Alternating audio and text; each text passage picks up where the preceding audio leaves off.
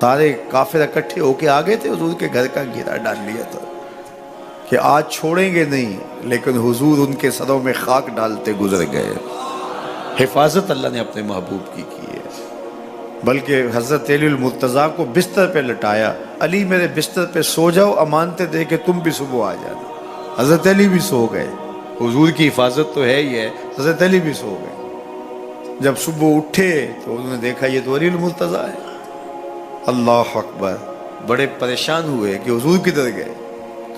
اچھا، کسی نے حضرت علی سے پوچھا کہ تمہیں کیسے نیند آ گئی؟ ننگی تلواریں لیے وہ گھر کے ارد گرد تھے اور آپ چادر اوڑے سوئے تھے حضور کے مغالطے میں، وہ آپ کو بھی تو نقصان پہنچا سکتے تھے۔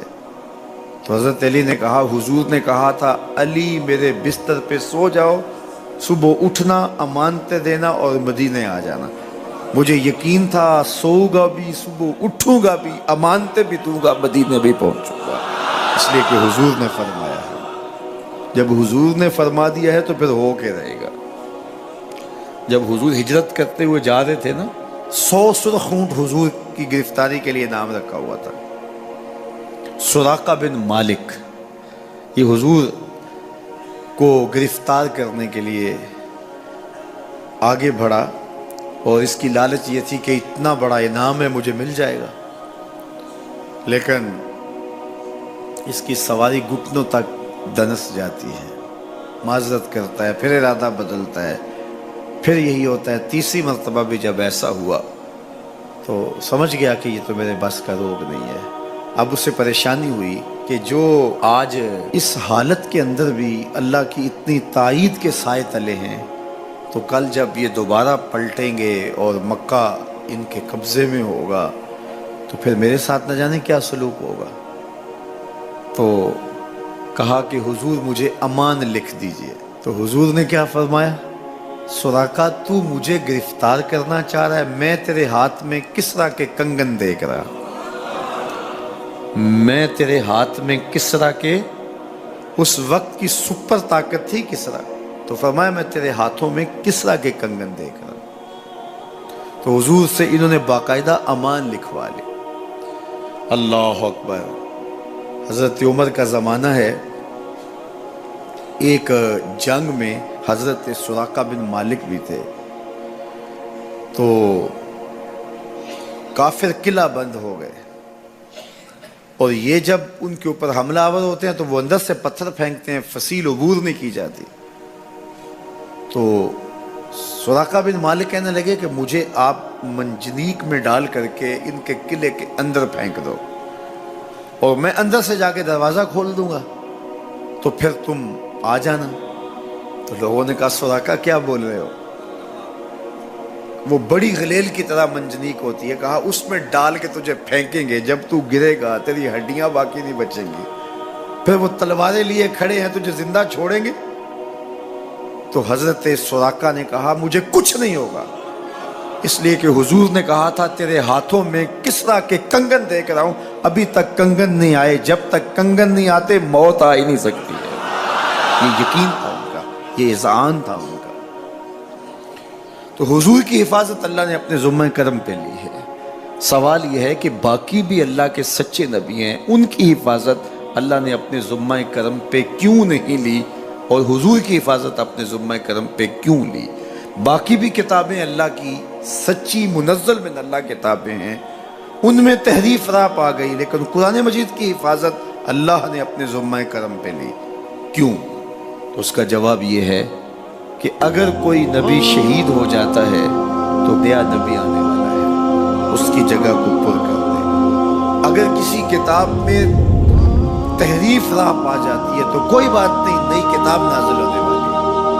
حضور کی حفاظت اس لیے کی کہ اگر حضور بھی شہید کر دیے جاتے ہیں تو پھر حضور کے بعد تو کوئی نبی آنے والا نہیں ہے، اور کتاب اللہ کے اندر اگر تحریف کر دی جاتی ہے فَبِأَيِّ حَدِيثٍ بَعْدَهُ يُؤْمِنُونَ، تو قرآن کے بعد تو کوئی اور نسخہ نور نازل ہی نہیں ہونے والا، تو لوگ ہدایت، روشنی اور اجالا کہاں سے لیں گے؟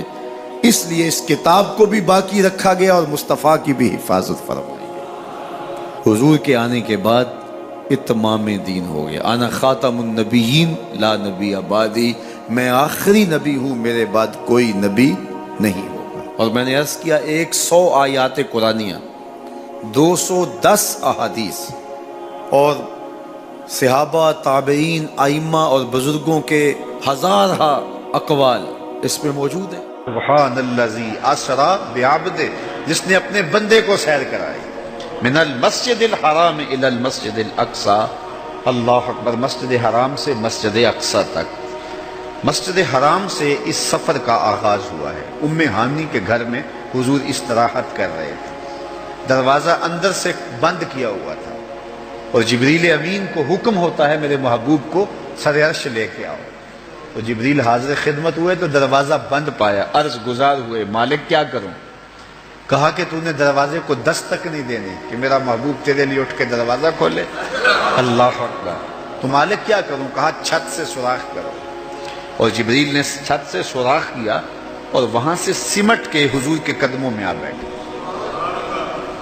صحیح حدیث میں آتا ہے جبریل کے 600 نوری پر ہیں، ایک پر کھولے تو شرق سے لے کے غرب تک، شمال سے جنوب تک پھیل جائے، اور اتنے بڑے بڑے 600 پر، تو 600 پر جس جسم پہ ہوں گے وہ جسم کتنا بڑا ہوگا۔ معراج کی شب چھوٹے سے سوراخ سے آیا، دنیا کو بتایا کہ محبوبوں کے در پہ آئیں تو بڑے ہو کے نہیں، چھوٹے ہو کے آیا کرتے ہیں۔ تیرے ہندیاں سندیاں محبوبہ، اگر آپ کی توجہ ہو تو، تیرے ہندیاں سندیاں محبوبہ، میں کافر ہوا جے میں ہوا۔ اپنے وجود کی جب تک نفی نہیں نہ کی جاتی کچھ ملتا ہی نہیں ہے۔ جبریل سمٹ کے حضور کے قدموں میں آ بیٹھا، محبوب اب بھی سوئے ہوئے۔ اللہ اکبر، تبارک اللہ، شان تیری تجھی کو زیبا ہے بے نیازی، کہیں پہ جوش لن ترانی، کہیں تقاضے وصال کے، کوئی کوہ طور پہ جا کے کہہ رہا ہے رب ارنی انظر الیک، مالک دیکھنا چاہتا ہوں نقاب اٹھا دے۔ جواب ہوتا ہے نہیں نہیں تم نہیں دیکھ سکتے، اور ادھر محبوب سویا ہے، جبریل حاضر خدمت کھڑا ہے، محبوب اٹھو، رب انتظار کر رہا ہے۔ وہ جبریل قبل قدمہ، میرے محبوب کے قدم چوم لے، تو جبریل نے اپنے کافوری ہونٹ حضور کے قدموں پہ رکھ دیے۔ قبل تفعیل ہے، تفعیل کثرت ماخذ چاہتا ہے، یعنی اس کا معنی یہ نہیں کہ ایک بار چوم، اس کا معنی ہے بار بار چوم۔ تو جبریل حضور کے قدم چوم رہے ہیں۔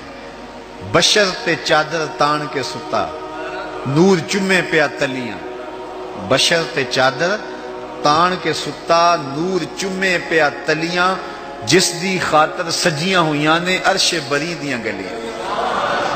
بشرط اگے ود دا ہی جاوے، نوری رہ گیا تھلے، جس ویلے انہوں ود دیاں ویکھیا، آکے بلے بلے بلے، کوئی حد ہے ان کے عروج کی، بلغ العلاب کمال۔ حضور علیہ السلام کو ام ہانی کے گھر سے حتیم میں لایا گیا، صحیح حدیث ہے، حتیم میں لا کر حضور کے صدر انور کو چاک کیا گیا، اور قلب اطہر حضور کے سینے سے نکال کر کے ایک تشتری میں رکھ کے آب زمزم سے غسل دیا گیا، اور حضور فرماتے ہیں یہ سارا منظر میں کھلی آنکھوں سے دیکھ رہا ہوں۔ حضرت امام بدر الدین عینی علیہ رحمہ عمدۃ القاری شرح صحیح بخاری کے اندر لکھتے ہیں کہ جو ہی حضور کے قلب اطہر کو دیکھا تو جبریل اشش کر اٹھے، انہوں نے لفظ کیا کہے، قلب وقیع فیہ عینان تبصران و اذنان تسمعان، واہ واہ کیسا دل ہے جس میں دو آنکھیں ہیں جو دیکھتی ہیں، دو کان ہیں جو سنتے ہیں۔ حضور کا دل عام لوگوں کے دلوں کی طرح نہیں ہے۔ اعلیٰ حضرت نے جو قصیدہ سلامیہ لکھا ہے، جو عموماً مساجد میں نماز جمعہ کے بعد پڑھا جاتا ہے، تو اس میں آپ نے ایک تو حضور کے معجزات کا ذکر کیا ہے، اور دوسرا اس قصیدہ سلامیہ میں حضور کے ایک ایک عضو بدن پہ سلام پڑھا ہے۔ کبھی انگلیوں پہ سلام، نور کے چشمے لہرائیں دریا بہیں، انگلیوں کی کرامت پہ لاکھوں سے، کبھی ہاتھوں پہ سلام، ہاتھ جس سمت اٹھے غنی کر دیا، موج بحر سماحت پہ لاکھوں سلام، کبھی بازوؤں پہ سلام، جن کو بارے دو عالم کی پرواہ نہیں، ایسے بازو کی قوت پہ لاکھوں سلام، کبھی ہونٹوں کو سلام، پتلی پتلی گلے قدس کی پتیاں، ان لبوں کی نزاکت پہ لاکھوں سلام، کبھی حضور کے سر انور کو سلام جس کے آگے سرے سربراہ خم رہے، اس سرے تاج عزت پہ لاکھوں سلام۔ ایک ایک عضو بدن پہ سلام پڑا ہے، تو ایک ایک عضو پہ سلام پڑھتے پڑھتے جب اعلی حضرت حضور کے دل پہ آئے تو اعلی حضرت کا قلم رک گیا۔ اور اب اعلی حضرت کی یہاں بولی دیکھیے، یہاں آئے تو بولے دل سمجھ سے ورا، ایک ایک عضو کی بات کی ہے، احادیث بھی ملتی ہیں، اب حضور کے دل کے بارے میں کیا لکھوں؟ اعلی حضرت بولے دل سمجھ سے ورا، مگر یوں کہوں گنچائے راز وحدت پہ لاکھوں سلام۔ یہ اللہ کے رازوں کا امین ہے حضور کا قلب اطہر۔ اللہ اکبر، کائنات کی سب سے بڑی حقیقت حضور کا قلب اطہر، وہ دل جس میں خدا کے جلوے سموئے ہوئے۔ اللہ اکبر۔ حضور فرمایا تنام عینایا ولا ینام قلبی، لوگوں سنو، میری آنکھیں سوتی ہیں، میرا دل نہیں سوتا۔